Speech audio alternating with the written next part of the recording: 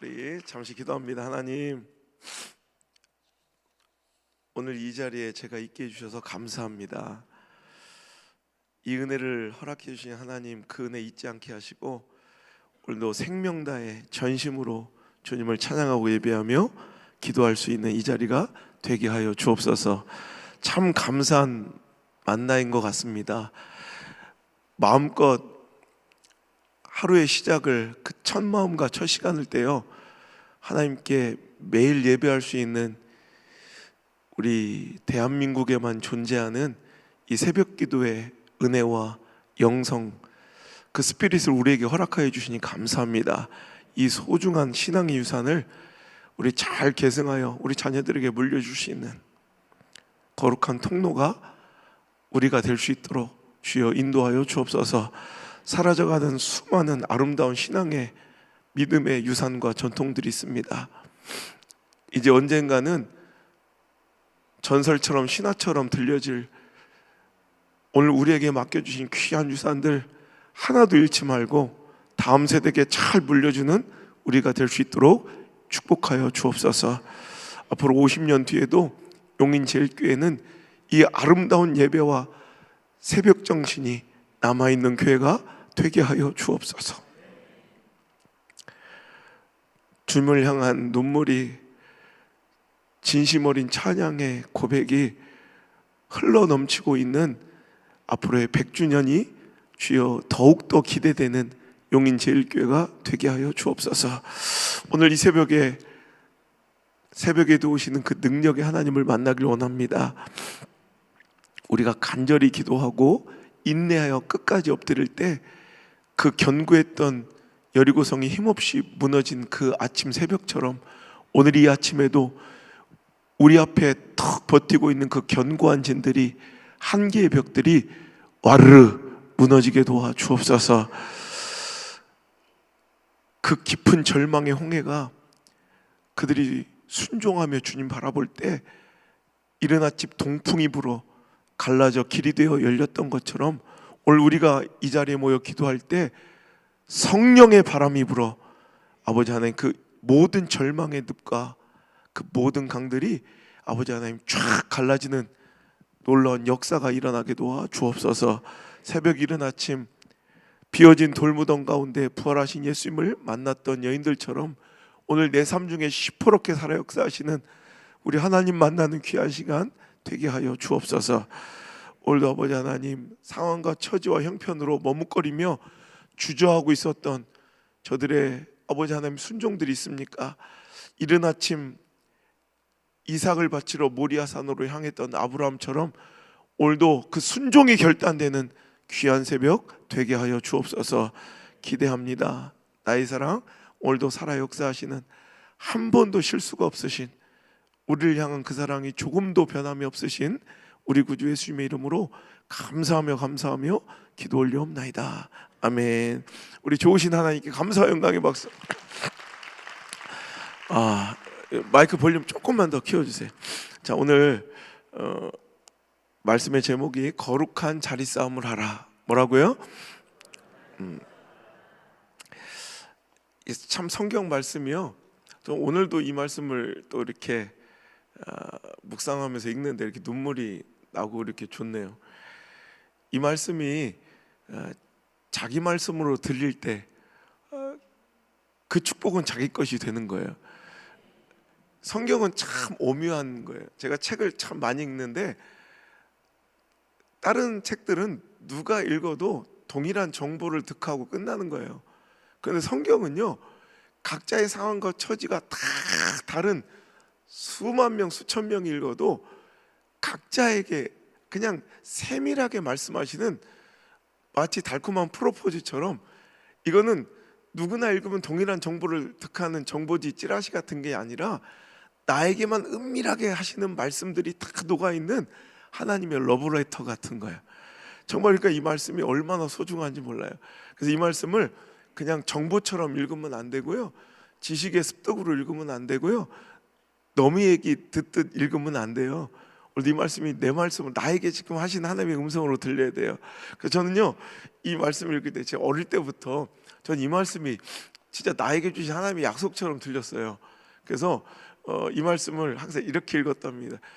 그는 시냇가에 심은 나무가 철을 따라 열매 맺으며 그 잎사가 마르지 않 같으니 그가 하는 모든 일이 다 형통하리로다. 이 말씀을 호성이는 시냇가에 심은 나무가 철을 따라 열매를 맺으며 그 잎사귀가 마르지 않은 같으니 호성이가 하는 모든 일이 다 형통하리로다. 정말 하나님께서 나에게 이렇게 말씀하시는 것 같더라고요.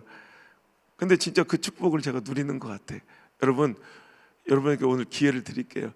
우리 한국 정서로는 이거 스스로는 미치지 않고서는 잘 못해요. 오늘 기회를 드릴 테니까 약간 일본풍이나 호성이는 막 여권은 막 약간 하지만 한번 해보자고요. 우리 장로님들도 한번 진짜 얼마나 귀해요.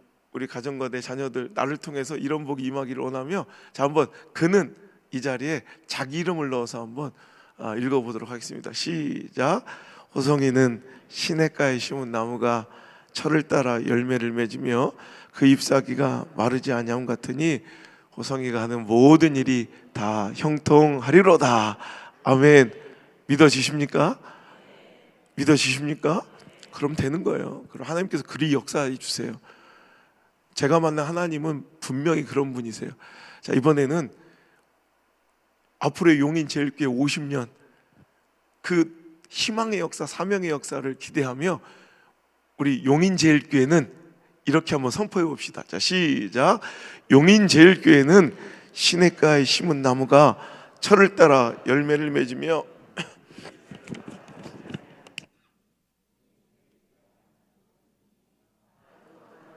아멘. 여러분 가슴이 뛰십니까? 그럼 하나님의 역사가 이미 시작되는 거예요. 좀 그렇게 들리거든요. 정말로 그렇게 믿어지거든요. 하나님 믿는 자 가운데서 이렇게 역사하시고 운행하시는 분이에요. 자, 그렇다면 오늘 이 말씀을 한번 풀어보면 3절에 시냇가에 심은 나무가 철을 따라 열매를 맺으며 그 잎사귀가 마르지 아니함 같은 축복. 이게 무슨 얘기냐? 여러분 성경 읽을 때는 그 시대의 역사, 그러니까 우리가 성경 구속의 하나님의 역사도 중요하지만 그때 일반 역사 또 함께 이해하고 그 지리와 풍토와 또 자연 환경까지 이해해야 그 말씀이 제대로 이해가 될 때가 있습니다. 그러니까 우리나라가 이렇게 사계절이 명확한 참 봄 되니까 어김없이 꽃이 피고 참 아름다운 참 사계절이 명확한 이 나라에 살고 있는 것 참 복 중에 하나예요. 외국 나가 보면 참 우리나라가 참 제일 잘 살기 좋은 나라 같아요. 우리나라처럼 사계절이 명확한 이런 기후에서는 어떤 식물이 자라나고 꽃 피우고 열매 맺는 데 있어서 가장 결정적인 영향을 미치는 그런 조건이 바로 이 기온의 변화입니다. 그러니까 근데 자꾸 이제 그 봄이 없어져 가고 가을이 없어져 가는 것 같아. 추웠다가 바로 더워지고 그저 이제 에어컨 끄면 바로 온풍기 켜야 되는 점점 이제 그 계절의 변화가 없어지는 것 같은데 정말 사계절이 뚜렷했던 우리나라 봄이면 꽃을 피우고 여름이면 실록이 무성하고 가을이면 이제 열매를 맺고 겨울이면 이제 생존에 필요한 필수의 조건들만 남긴 채 모든 생명의 아주 필수 조건만 남긴 채 모든 것을 다 떨구고 혹독한 이 추위를 견뎌낼 준비를 하고요.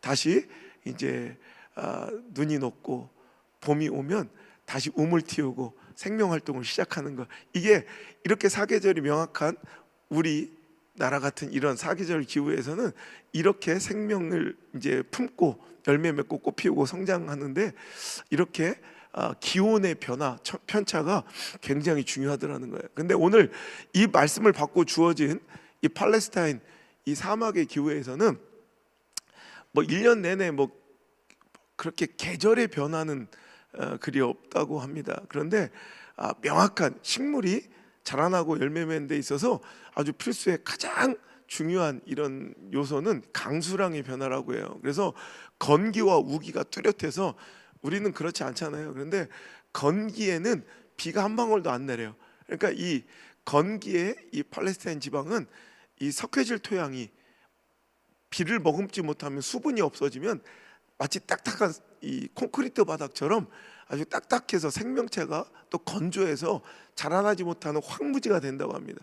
근데 우기가 시작되면 우리 성경에 이른 비와 늦은 비라고 일컫는 이제 10월경에 내리는 아주 풍족한 비로 이제 그 석회질 토양, 콘크리트 바닥 같았던 그 딱딱한 그 이제 땅은 물러져서 이제 씨앗이 뿌리 내리고 이제 열매 성장하는데 알맞는 이런 토질이 된다고 그래요.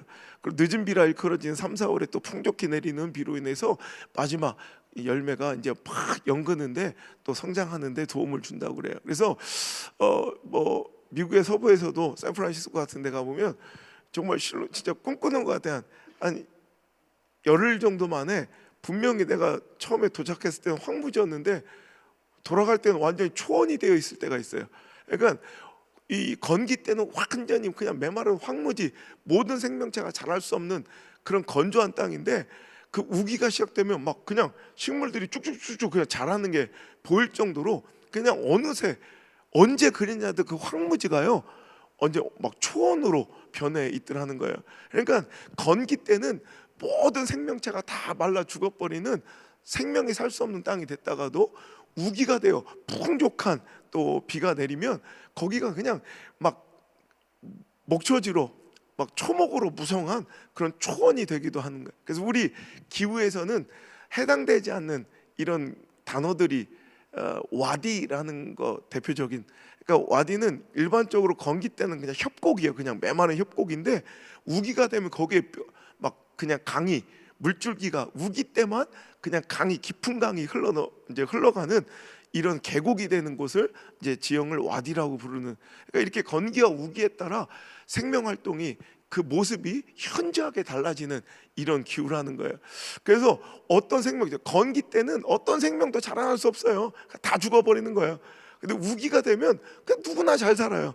그런데 시냇가에 심은 나무, 건기에도 물 근원이 마르지 않은 그 사막 한가운데도요 이상하게 그냥 물이 안 마르는 곳이 있다는 거예요. 우리가 그걸 뭐 오아시스라고도 부르고, 그러니까 이 사막이 신기하대요. 우리가 볼 때는 그냥 다 메말라서 그냥 죽어버려야 될 땅 같은데 그 원주민들은 잘 알다. 제가 사막을 한번 우리 아들들이랑 여행을 한 적이 있는데 거기 그 유목민들이 그래요. 저기가 물 나오는 곳이래. 우리는 볼 땐 똑같은 그냥 모래인데 거기를 한번 가서 이렇게 보여주더라고. 이렇게 발로 이렇게 밟아보래. 아니 모래인데 뭘 밟아? 그런데 모래 이렇게 밟잖아요. 그러면 한동안 밟으면 그 건조한 모래가 갑자기 툭툭툭툭 하면서 이렇게 색깔이 변해. 그래서 진짜 물이 촉촉촉 나와요. 그러니까 그게 이상하게 메마른 건조한 땅인데도, 사막인데도 물이 마르지 않는 곳이 있어요. 그래서 그런 곳을 파면 이제 오아시스가 되는 거예요. 그래서 여러분, 물 근원이 마르지 않는 이 건조한 건기에도, 사막 한가운데도 물이 마르지 않는 이 샘 같은, 그러니까 이 시냇가라고 불리는 뭐 물이 마르지 않는 샘, 뭐 성경에 이렇게 표현되는 이 오아시스 근처에 심겨진 나무들은 건기를 두려워하지 않아요. 그러니까 건기가 되어 모든 생명이 다 말라 죽는 그때가 되어도 오아시스 곁에 심겨진 나무들은 철을 따라 열매를 맺고 그 잎사귀가 말라 죽어가지 않더래요. 그것처럼 하나님께서 택하신 자들은 그가 하는 모든 일이 다 형통할 거라는 거예요. 건기, 경기에 따라, 시대에 따라 막 망하고 흥하는 것이 아니라 어떤 상황, 어떤 처지에도, 제가 첫 번째 시간에 말씀드렸던 하나님께 붙들린 자의 축복, 그러니까 하나님께서 딱 붙들어 주시고 하나님께 그 마음이 확정되고 그 인생이 딱 뿌리 내린 그런 인생들은 오늘도 어떤 시대적 어려움과 환경과 처지야 이 상황에 지배받지 아니하고 항상 철철마다 열매를 품고 그 잎사귀가 마르지 않는 시냇가에 심겨진 나무처럼 그가 하는 모든 일이 다 형통하리로다. 용인제일교회가 코로나가 오던, 앞으로 뭐 코로나 끝나면 아무것도 안 오겠어요? 이러면 더 힘든 시기가 옵니다. 뭐 코로나가 올라든 뭐 입으로가 오든 귀로가 오든 발로나가 오든 메로나가 오든 뭐가 와도 상관없어요. 여러분, 살아있는 신앙과 믿음의 공동체는 어떤 환경, 처지, 상황에도 굴복하지 않고 지배당하지 아니하고 여러분 그들이 하는 모든 일이 다 형통한 여러분 그런 공동체와 그런 인생들이 반드시 있을진데, 여러분 그런 시냇가에 심은 나무 같은 그런 믿음의 축복을 여러분 하나님께서 붙들어 주시는 그런 인생들이 여러분의 인생 되기를 주님으로 축원합니다. 그래서 그렇게 어렵고 힘든 시절에 오히려 시퍼렇게 살아계신 하나님을 증명하고 드러내며, 오히려 그렇게 어려운 시기에 오히려 하나님의 그 역사를 더 증거하는 그런 인생들이 성경 가운데는 계속 배출되어 왔어요. 여러분 아무리 어렵고 힘든 시기가 와도 여러분 그런 교회들이 그 시대를 감당해 왔어요. 이제 앞으로 50년 동안 우리 용인제일교회가 그런 놀라운 축복에, 오늘도 그런 놀라운 증거의 그런 공동체가, 그런 교회가 될 수 있기를 제 이름으로 축복합니다. 근데 우린 또 궁금한 거예요. 도대체 그는 누구일까라는 거예요. 도대체 그가 누구이길래 하나님께서 이런 시냇가에 심은 오아시스 곁에 심겨진 나무처럼 네가 모든 일, 네가 어떤 곳에 있든지 무엇을 하든지 내가 모든 것을 형통케 할 것이다라는 이런 여러분 승리의 보장과 축복을 받아 누릴까? 여러분 궁금하지 않습니까? 그죠? 우리는요, 성경을 잘못 읽는 분들이 있어요. 이렇게 어떻게 보면 액자에 딱 걸어놓고 싶을 그런 말씀, 이런 말씀도 거기 보면 가정마다 이제 거실에 많이 붙여놓는, 액자로 만들어 놓거나 책갈피로 만들어 놓거나 그냥 툭 찔러면 외울 수 있는 한국인들이 좋아하는 성경 구절 뭐 여러 가지가 있어요.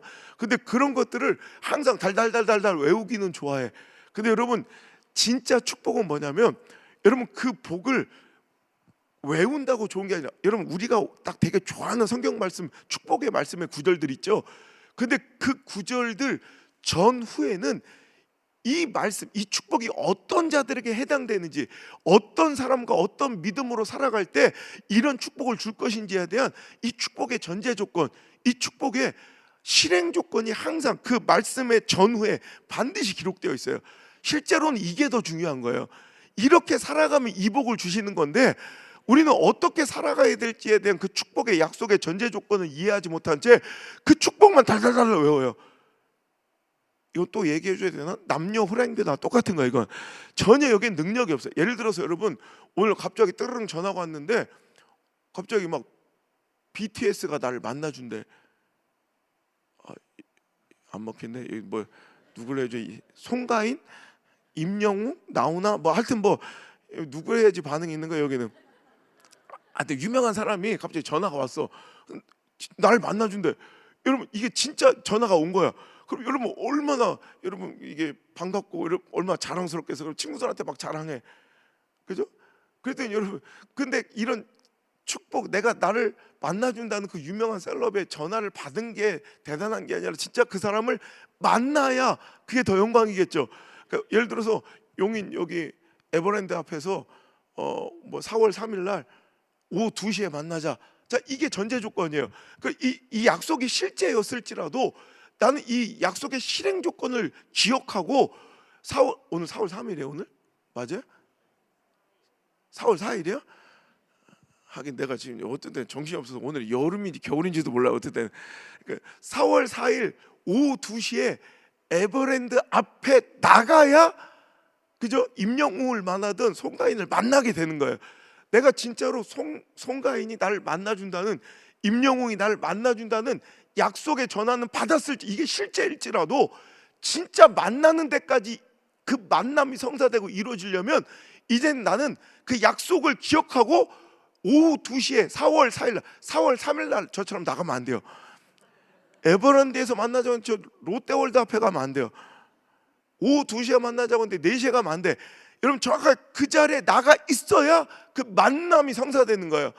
이 약속 전화 받은 게 대단한 게 아니라, 약속 전화 받은 게 그 뭐 대단해요. 그 사람 진짜 만나야 축복이죠. 오늘 여러분 이런 축복의 말씀을 매날 집회마다 들으면 뭐 할 거예요?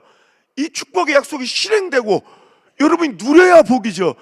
그러려면 우리는 이 전제 조건을 기억해야 되는 거예요. 근데 우리는 그 어떤 자에게 이 축복을 주신지를 우리는 고민하고 잘 기억해서 그 삶을 살아내야 이 복이 따라오는 건데, 내가 누구를 만났는지를 기억을 못해.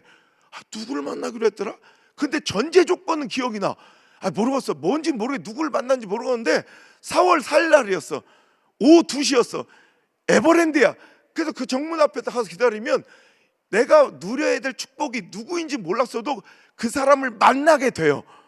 그러니까 솔직히 말하면 시편 1편 3절은 안 내워도 돼.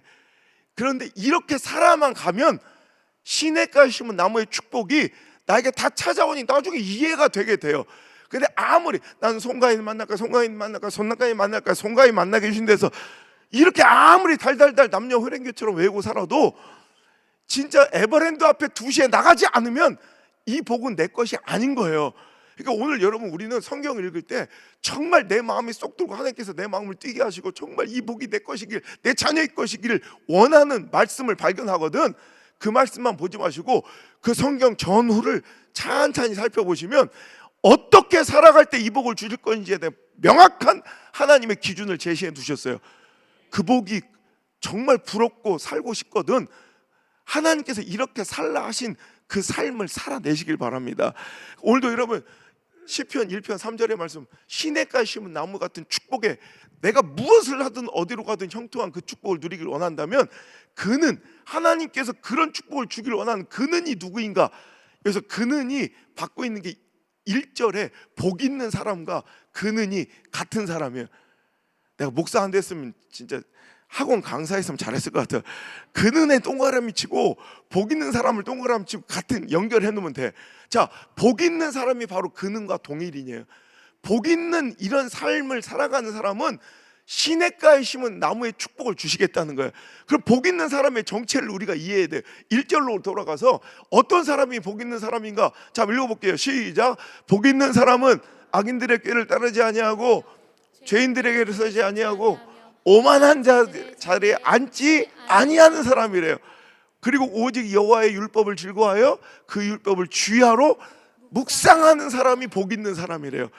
이렇게 살아가는 복 있는 사람에게는 3절, 그는 시냇가에 심은 나무처럼 철을 따라 열매를 잎사귀에 마르지 않은 것 같이 그가 모든 일을 다 형통케 해 주시겠다는 거예요.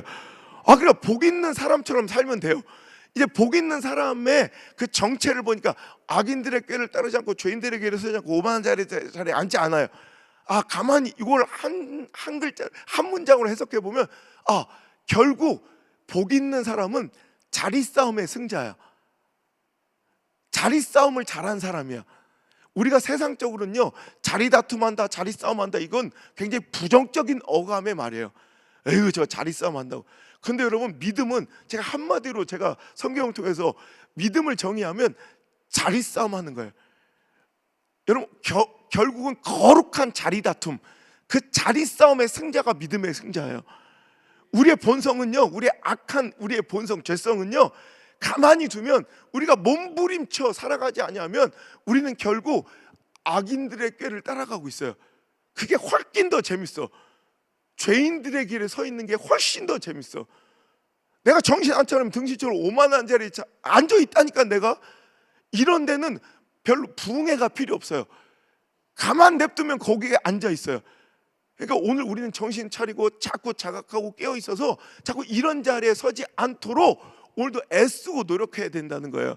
그러니까 복 있는 사람처럼 오늘도 내 본성이, 그리고 내 단기간의 유익이, 뭔가 내 감정이, 내 관계가 자꾸 이렇게 악인들의 꾀를 따르게 하고 죄인들의 길에 서고 싶고 오만한 자들의 자리에 앉고 싶어도, 야, 정신 차려. 넌 그리스도냐? 넌 신앙이냐? 우린 용의제일교회야. 그러면서 그 시간에 오직 뭐가 더 중요한 거? 그 사람들의 선택과 결정의 기준은 여호와의 말씀을 즐거워하고 주야로 아침 저녁으로 그 여호와의 말씀을 묵상하며, 자꾸 묵상하면서 살아간다는 건 여러분, 많이 달달달 암송하고 지식으로 습득하는 게 아니라 하나님을 신경 쓰고 의식하고 살아간다는 거예요. 어떤 선택과 결정 가운데도 항상 여러분 신경 쓰이는 게 사랑의 대상이에요. 여러분, 하나님은 어떤 걸 기뻐하실까?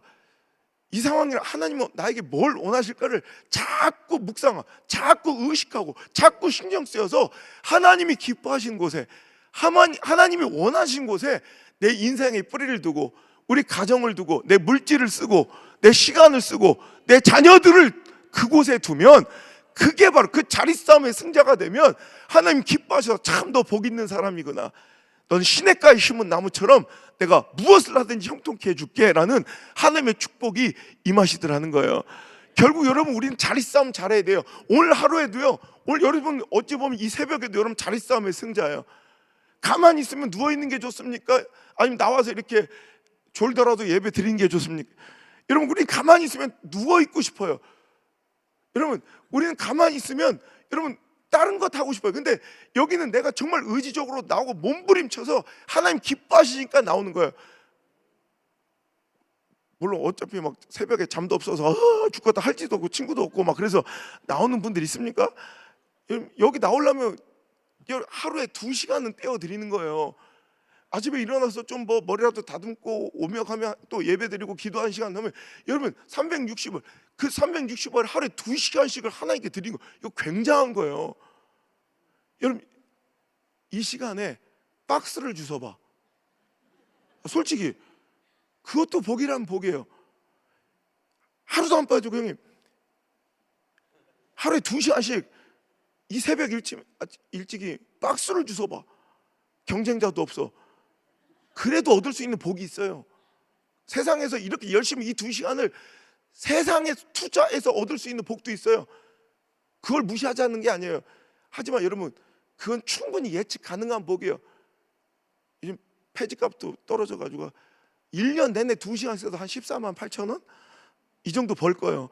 여러분, 그것도 복이란 복이지만 이 시간에 하나님께 내 시간을 드리고 내 정성을 드리고 내 육신을 드리고 내 생각과 마음을 다 떼어 매일같이 하나님께 이 새벽에 첫 시간을 첫 마음을 주님께 떼어 드린다면 이것은 예측 불가능한 정말 내가 상상할 수 없는 위대한 축복이 우리에게 임하게 된다는 거예요. 이게 바로 자리 싸움이에요. 오늘도 세상적으로 내가 얻을 수 있는 유익들이 아니라 하나님 기뻐하실 자리에 자꾸 내 시간을 쓰는 거예요. 내 자녀들을 두는 거예요. 내 생각을 두는 거예요. 내 관심을 두는 거예요. 내 물질을 쓰는 거예요. 내 열정을 쓰는 거예요. 거기에 자꾸 뿌리내기를 기뻐하면 하나님께서 그런 자, 이게 단기적인 시선에서는 손해처럼 보여요. 항상 여러분 믿음은 이 시선의 싸움이에요. 단기적인 시선으로 살아갈 거냐, 장기적인 시선으로 살아갈 거냐. 믿음은요, 그래서 순종은요, 항상 보면 손해처럼 보여요.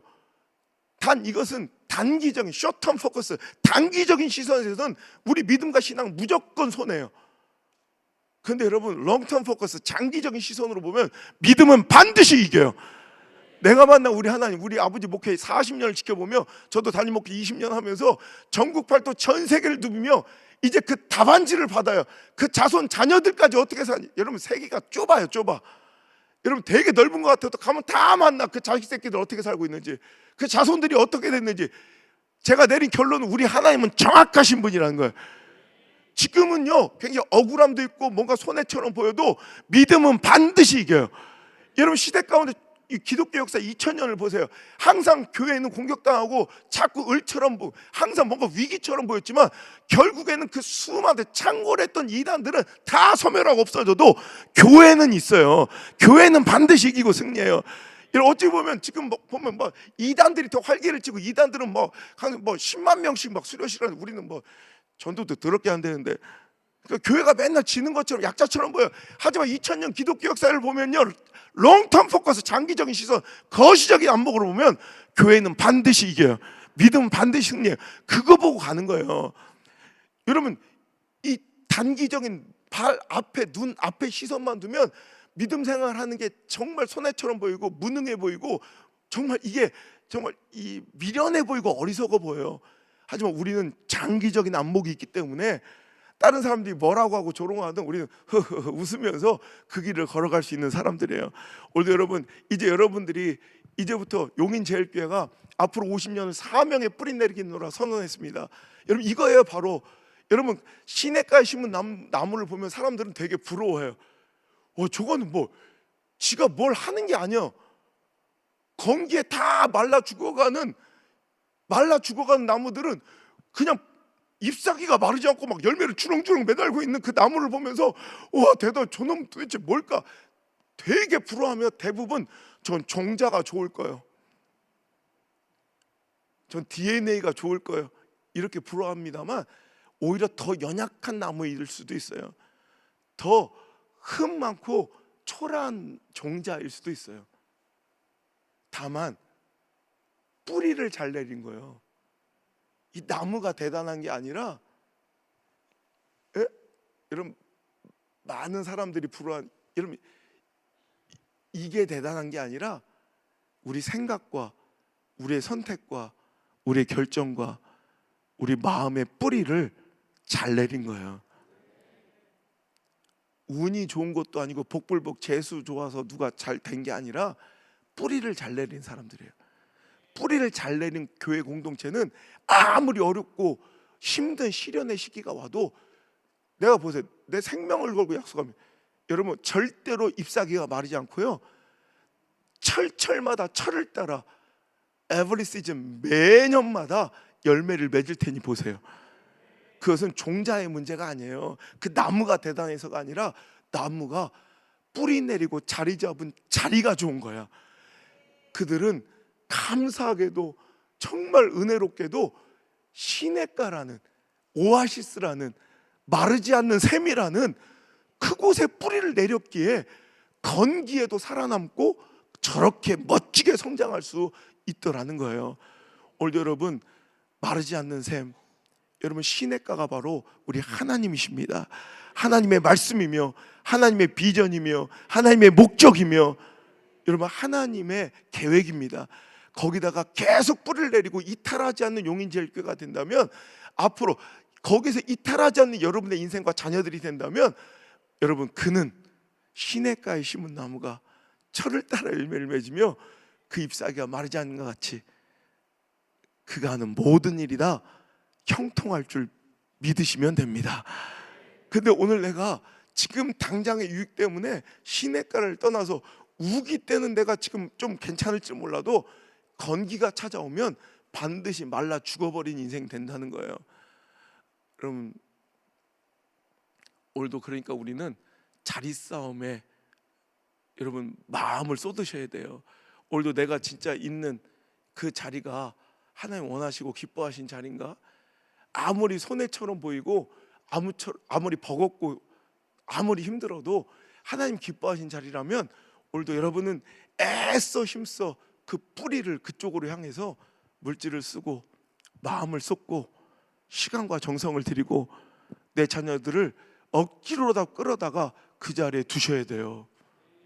저는 이 새벽이 정말 귀하다고 생각하는데, 우리 교회는 용인제일교회에 비해서 아무것도 자랑할 것 없지만 하나 자랑스러운 게 있다면, 우리 교회는 이제 그냥 어떤 집회 때 이런 특별한 시간은 더 할 거지만, 그냥 일반적인 그냥 새벽기도에 보면, 일반적으로 새벽기도는 노인분들이 많잖아요. 다른 게 우리 교회는 주일학교 청소년 애들이 새벽기도 나온 애들이 더 많아요. 그래서 교회를 위해서 기도하고 부모들을 위해서 기도해줘요. 난 이게 가장 큰 저의 자랑이에요. 여러분, 새벽은요, 와서 이렇게 졸고 있어도 애들 억지로 깨우지 마요. 괜찮아. 새벽 냄새만 묻혀도 돼요. 저는 그렇게 생각해요. 제가 어릴 때 어머니 품에 이렇게 누워서 새벽을 맨날 이렇게 지냈단 말이에요.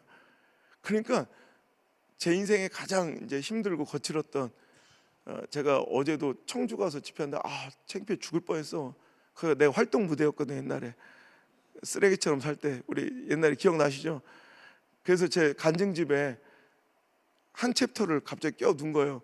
원래는 없었는데 대구의 한 조직폭력배 하나가 감옥에서 출소해서 저한테 전화가 왔어요. 제가 옛날에 모시는 형님인데 너의 과거를 폭로하겠다고. 정말 감방에서, 교도소에서 채널을 다양하게 볼 수 없잖아요. 딱 볼 수 있는 채널이 국한돼 있어요. 종교 채널하고 몇 개, 일부 여러분 아시잖아요. 깜빵도 한 번씩 안 가봤어요? 그러니까 그 종교 채널 중에 제 설교가 더 인기가 많대. 재밌으니까. 여러분, 불교 방송 보면 뭐가 있겠어요? 물은 물이요, 산은 산이지요. 나 이런 거 하루에 500개도 더해. 길이요, 내 마음속에 있지요. 이런 얘기하시. 이게 뭐야 이게 도대체? 근데 저는 재밌게 해주니까 재수자들이 좋아하는데, 근데 그러니까 깜짝 놀랐대. 자기가 아는, 저거 내 동생인데, 그래 나와가지고 글쎄 내 과거를 폭로하겠다고 그러면서 약간 협박으로 돈 좀 보내라고. 그래서 내가 그날 집회 끝나고 저기 바로 출판사에 전화를 했어. 그래가지고 저기 잠깐만 기다려달라, 출판을 멈춰달라고, 내가 좀 더 쓸 글이 있다. 그래서 그날 호텔방에서 막 써가지고 한 챕터를 더 껴서 둔 거예요. 나는 쓰레기였다.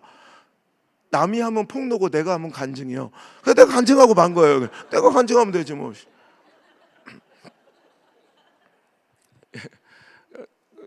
청주에서 그게 그런 그 사람들이 이렇게 많이 저를 아는 그런 지역에서 가서 집회하는 게 너무 좀 실은 부끄럽고 그래요.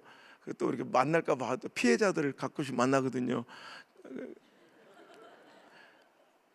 얼마 전에 집회 갔더니 앞에 어떤 남자 집사 하나가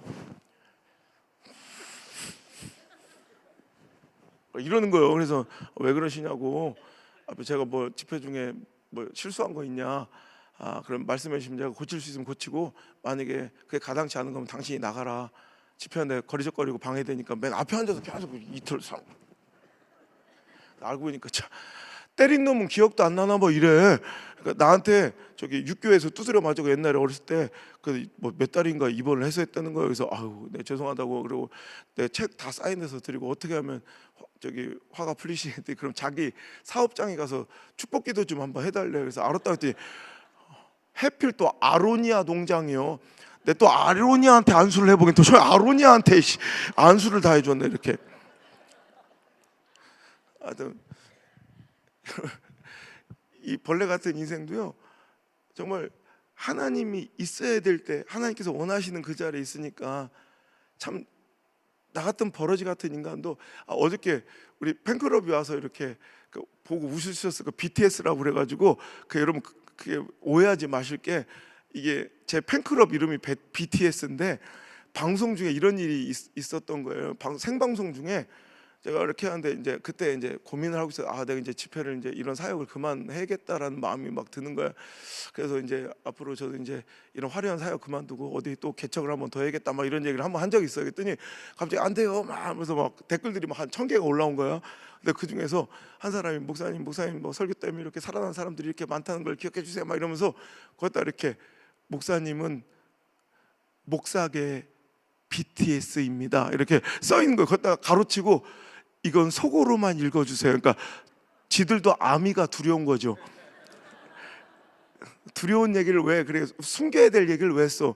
그래가지고 하여튼 그 PD랑 같이 막 엄청 웃었어요. 라디오 생방송하면서 극동방송에서 막 웃다가 가만 보니까 그 BTS란 말이 내 마음에 쏙 들어오는 거예요. 맞아, 나는 BTS다. 좀 들어봐. 재수없다 그러지 말고 좀 들어봐요. 설명해 줄 테니까. 제가 아침마다, 오늘도 그랬어요. 저는 매일 제가 일어나야 될 스케줄에 꼭 일어나야 될 시간 있잖아요. 그 시간보다 20분 전에 알람이 2개가 더 있어요. 항상 내가 딱 일어나야 될 새벽 그 시간보다 또 모든 스케줄에 첫 시작에 내가 이건 반드시 이건 일어나야 되는 시간 있잖아요. 그 시간보다 20분 전에 항상 알람이 2개가 더 맞춰져 있는데, 그 시간이 뭐냐면 딱 일어나가지고 제가 항상 하는 게, 항상 호텔에서 그 샤워 타월 깔아놓고 무릎 꿇고 이제 하나님께 기도를 해요. 항상 그때마다 하나님, 잊지 않으려고 저는 버러집니다. 저는 티끌입니다. 저는 쓰레기입니다. 하나님, 저 떠나가시면 저는 아무것도 아닌 걸 알고 있습니다. 그러니 하나님, 저를 버리지 말아주세요. 저를 떠나지 말아주세요. 이걸 100번을 항상 외치고 겸손해지려고, 초심을 잃지 않으려고 항상 이렇게, 이게 매일 제 루틴이에요. 그리고 이제 하나님께 1,000번째를 이제 항상 10,000원을 이렇게 올리면 항상 이게 제 하루의 시작인데, 목사님은 우리의 BTS예요. 그런데 진짜 그게 맞는 거야. 하나님, 저는 버러집니다. B. 티끌입니다. T. 쓰레기입니다. S. 그래서 생각해보면 내가 진짜 BTS인 거예요. 그래서 BTS인 거예요. 그래서 괜히 또 오해하지 마시고, 이 BTS 같은, 이 버러지 같은, 티끌 같은, 쓰레기 같은 놈이 하나님 원하신 대로 주의 종의 자리에, 또 정말 그때는 다 사람들이 의해하고 손가락질했지만 정말 한 번도 다녀보지 못한 순복음교회 교단에 와서, 순복음의 무덤이라고 불려지는 울산에 생명부지의 땅에 아무도 알지 못한 그 땅에 총각으로 혼자 그냥 와서 덜덜덜 떨리면서 두려운 마음으로 와서 등짐지면서 혼자 개척한 게 19년 전인데, 그때는 이게 미친 짓처럼 보이고 모험처럼 보였지만, 내가 있어야 될 그곳에, 그 자리에 하나님 원하신 곳에 뿌리를 내렸더니 정말 내가 상상할 수 없는 이런 축복이 나에게 예측 불가능한 은혜가 저한테 임하더라는 거예요. 오늘도 여러분, 결국 믿음은 모험이에요. 여러분, 아브라함만 그 영적 모험을 감행해야 될 것이 아니라 우리에게도 늘 그 모험이 눈앞에 있고요. 아니, 오늘도 그 자리싸움이 모험처럼 보일 뿐이지 그게 옳은 길이에요. 하나님께서 원하시는 그 자리에 여러분의 인생과 자녀들, 여러분의 생각과 마음과 열정과 시간과 물질을 드릴 수 있는 여러분 그런 아름다운 축복의 인생들이 되시기를 간절히 주 여러분을 축원합니다. 제가 일본에 있을 때 그때만 해도 우리나라는 이제 아직 그런 산업이 발달하지 않은, 제가 20년 전부터 우리나라 레저 산업, 캠핑 이 산업과 이 펫 애완동물에 대한 산업이 엄청 커질 것이다. 내 제자들한테 개척할 때부터 이런 쪽으로 사업을 준비해라 막 이렇게. 지금 우리가 그렇게 됐잖아.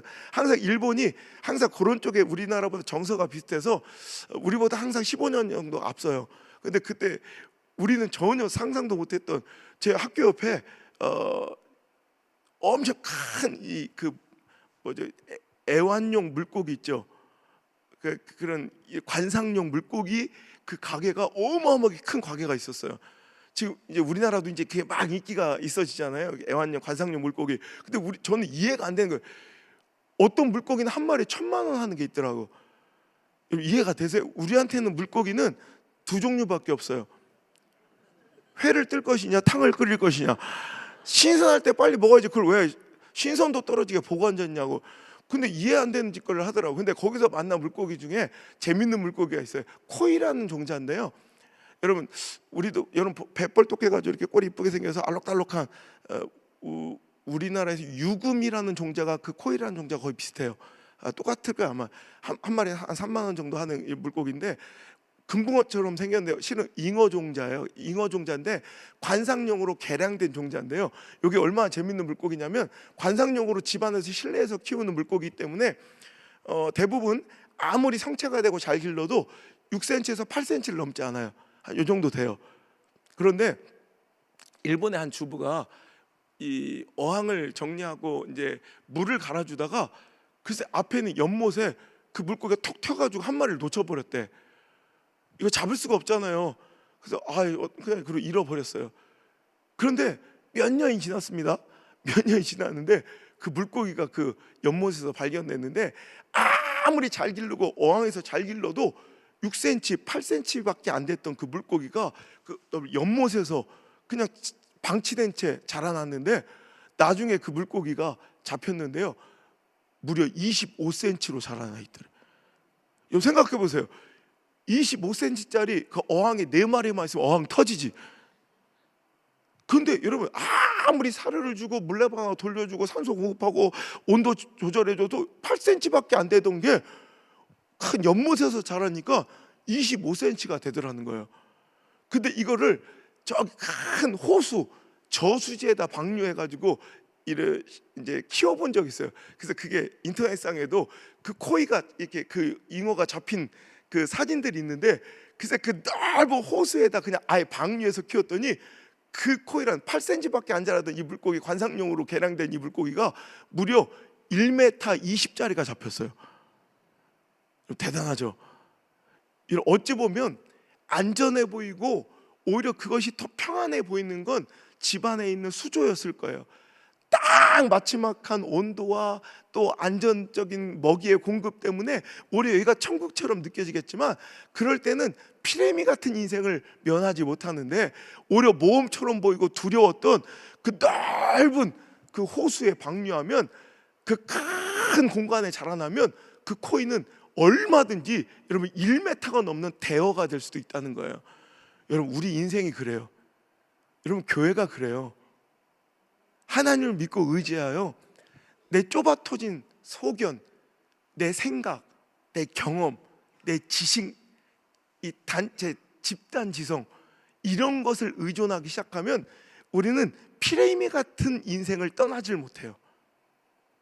우리끼리 아무리 정보를 모으고 안전한 길을 모색하며 집단지성으로, 요즘 교회가 그걸 효율이다 합리라 생각하면서 집단지성 다수결에 의존하기 시작했어요.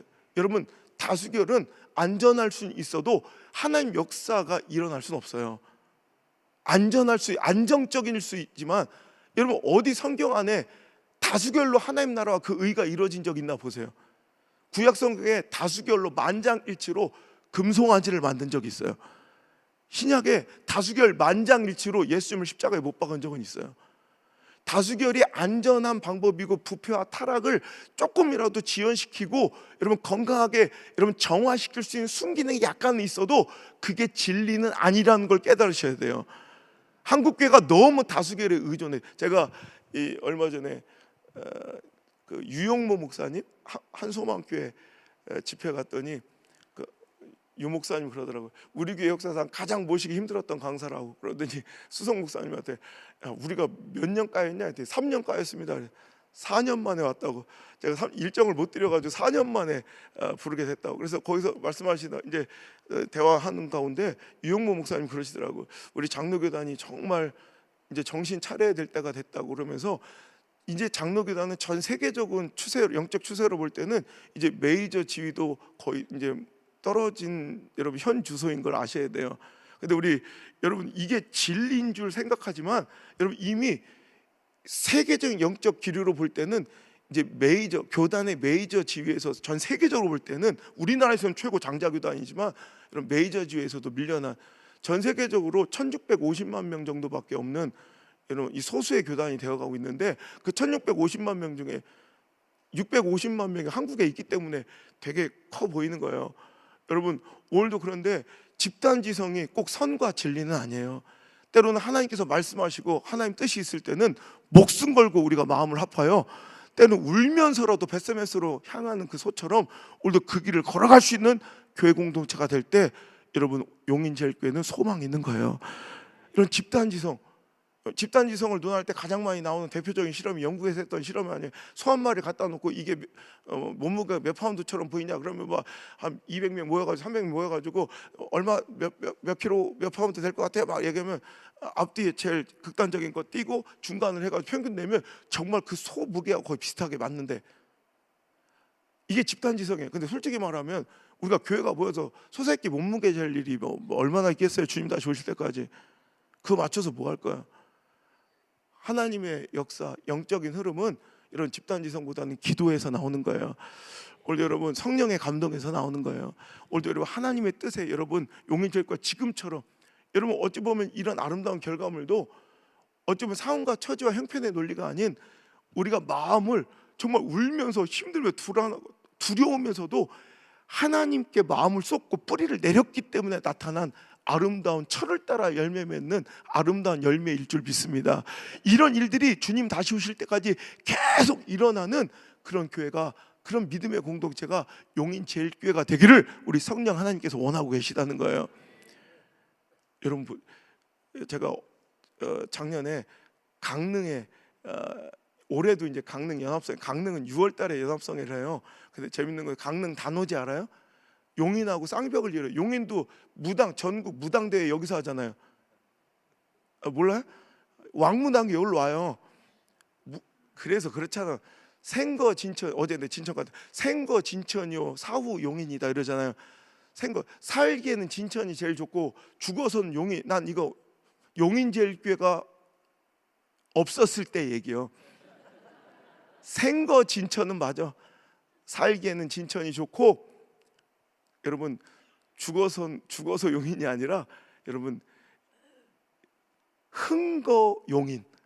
내 영이 흥하고 부흥하기에는 용인제일교회 때문에 용인이 가장 좋고 여러분 죽어서는 천국 가야지 뭐 용인이 뭐가 좋아. 그래서 그런가 전국의 무당 대회를 여기서 해가지고 왕무당이 와서 그런 새끼 무당들이 막 이게 용인인데 거기도 저기 강릉도 단오제 때 전국의 무당들이 모여가지고 막 굿즈를 해요. 최고 큰 그 이제 유네스코에도 올라가 있는데 그래서 무당이 이제 굿즈를 할 때 우리는 집회를 하는 거예요. 갈멜살처럼 맞짱 뜨는 거예요. 그래서 갈멜산 집회예요. 이번 6월달에 제가 가서 이제 강릉 연합성에 엄청 많이 모여요. 그 이제 영적 전쟁을 벌이는 거죠. 재밌잖아. 근데 강릉에 작년에는 감리교단이 가장 크니까 감리교단 연합성회를 하고 올해는 이제 강릉 전체 연합성회를 하는데 강릉이 어느 순간부터 커피의 도시가 돼가지고요. 가면 다 커피의 전문가들이야. 그래서 강릉에서는 함부로 커피 얘기하지 말라 이런 얘기가 있어요. 제가 갔는데 이제 뭐 젊은 교육자들 이렇게 밥을 이렇게 한 목사님이 사시더라고요. 어르신 목사님 이렇게 선배 목사님 사시는데 뭐 그러니까 이제 강사 위주가 아니라 몇십 명을 살 수 있는 그런 곳으로만 가는 거예요. 그러니까 이제 뭐 이렇게 찌개 같은 거 먹고 그러다가 내가 이제 좀 마음이 좀 이렇게 감동한 거예요. 저 어르신들이 저렇게 후배들 사는데 내가 커피는 내가 사겠다고 갔다가 커피값이 더 나와. 나 깜짝 놀래. 커피값이 100만 원이 넘게 나와. 왜 그런지 알아? 커피 한 잔에 3만 원이야. 이런 거에 놀래네 또. 3만 원에 자기들 놀리킬 줄이야. 게이샤이자 게이샤. 게이샤 커피가 한 잔에 3만 원씩 하더라고. 근데 여러분 에스메랄드 게이샤 아시죠? 이 에스메랄드 게이샤라는 이 원두가 굉장히 키로에 30만 원이 넘어요. 근데 원래는 이게 에티오피아에 나온 이 종자인데 에티오피아에 이 에스메랄드 게이샤가 있을 때는 아주 하급 상품이어서 키로에 2만 원, 3만 원밖에 안 하는 하급 원두인데 이 에스메랄드를 파나마에 갖다 심은 거예요. 그때 파나마에서 나오는 에스메랄드 게이샤는 키로에 30만 원이 넘는 그런 아주 값비싼 최고급 원두가 된 거예요. 여러분, 그러니까 이 종자도 중요하지만 이 종자가 심겨진 자리도 되게 중요한 거예요. 오늘도 여러분, 우리 인생이 하나님께서 원하시는 아름다운 자리, 사명의 자리, 순종의 자리, 말씀의 자리, 하나님의 비전의 자리, 긍정의 자리, 이런 곳에 우리의 마음과 뜻이 잘 모두어져서 뿌리 내릴 때 이제 앞으로 우리가 꿈꿀 수 없는 멋진 그런, 나는 초라하고 아무것도 아닌 종자지만 하나님께서 붙들어 주셔서 역사, 하나님 운행하셔서 정말 꿈꿀 수 없는 멋진 최고급 종자로 자라나는 그런 멋진 인생이 우리 자녀들의 삶, 용인제일교회 앞으로 50년 되기를 주님 축복합니다. 자, 말씀을 마치기 전에 제가 한국교회를 향한, 또 용인제일교회를 향한, 또 저를 향한 어찌 보면 따끔한 책망의 성령 감동의 이 말씀 하나만 전하고 마무리할게요. 여러분, 협심증 혹시 갖고 계신 분이, 협심증 걸리신 분 계세요 혹시? 협심증 환자들은 이 혈관이 막혀서 혈관이 터질 수도 있잖아요. 혈관이 좁아지고, 그러니까 이제 복용약 있잖아요. 그래서 그 혈류가 막히지 않도록. 근데 중증에, 위중증에 협심증 환자, 좀 노인분들은 노인정에서 이런 광경 많이 보죠. 혹시 그 갖고 다니는 거 있어요? 위급약 갖고 다니는 거 있으세요? 혀 밑에 넣는 거? 그거 없죠. 그러니까 좀 중증에 협심증이 심한 분들은 의사가 처방해준 위급 약이 있어요. 아시는 분 계시네. 그러면 노인정에서는 이렇게 고섭치다가 막 열받고 그러면 뭐 혀 밑에 놓고 뭘 빨어? 그럼 나 달라고 그러면 안 돼. 사탕 아니에요. 그게 바로 협심증. 내가 뭔가 이상한 혈류가 막히고 뭔가 이상한 것 같아. 그러면 터지기 전에 위급할 때 빨리 혀 밑에 놓고 빠르라고 의사가 처방해주는 약이 있어요. 그게 왜 혀 밑에 놓냐면 혀 밑에가 모세혈관이 집약된 곳이라 이 혈관에 가장 빠르게 적용되는 게 바로 혀 밑이래요. 그래서 혀 밑에 놓고 빠르면 막혔던 혈관이 탁 뚫려가지고 일시적으로 뚫려서 그게 터지지 않아요. 그 협심증 명약, 그 협심증 약이 발견됨으로 인해서 이 혈류가 터질 수 있는, 그래서 중증의 장애나 사망에 이를 수 있는 협심증 환자들을 수천만 명을 살린 정말 고마운 생명의 명약이에요.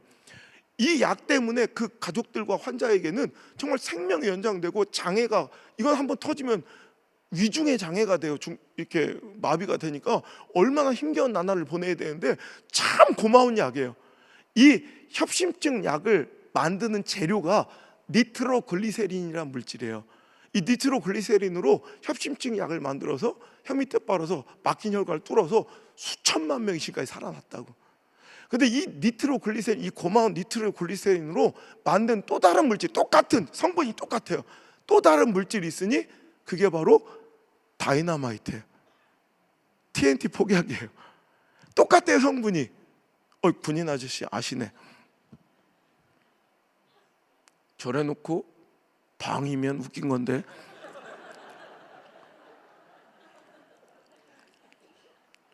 걱정하지 마요. 저는 공익이에요.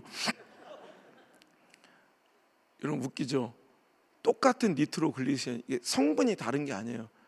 근데 이 니트로글리세린을 협심증 약에 담으면 수천만 명의 사람을 생명을 살리는 생명의 묘약이 되는데, 이 니트로글리세린을 다이너마이트 용기에 담으면 지금까지 수천만 명을 죽여온 정말 죽음의 사망의 폭약이 된다는 거예요. 여러분 교회가 그래요. 딱 우리 그리스도인이 딱 그래요. 우리는 어떤 자리에 우리가 어떤 모습으로 있느냐에 따라 생명의 명약이 빛과 소금처럼 될 수도 있고요, 시대를 아프게 하는 사망의 폭약이 될 수도 있는 존재들이에요. 우리 한국교회가 어떤 존재고 어떤 위치고 이 시대에 어떤 가치였습니까? 여러분 100여 년 전만 해도 한국교회는 시대를 인도하고요, 깜깜했던 희망 없는 시대를 여러분 일으키고 세웠던 일제시대에는 1.3%밖에 1.5%밖에 안 됐던 기독교인들이 모든 우리나라의 독립운동을 전적으로 이끌었고요, 나라의 기초가 수립될 때 여러분 대부분의 자리에 우리 크리스찬들이 앉아 이 나라, 이 민족을 살려왔고요, 나라, 국가, 정부도 못했던 우리나라 교육, 의료, 복지, 사회 시스템의 80%를 우리 교회가 감당해서 시대를 살려왔어요. 그래서 우리 한국, 우리 이 민족은, 대한민국은 교회의 존재 자체가 희망이었어요. 코로나 시기에 나오는 온갖 자료들을 보면 이제 이 시대와 이 사회는 교회의 부존재를 희망하고 있어요.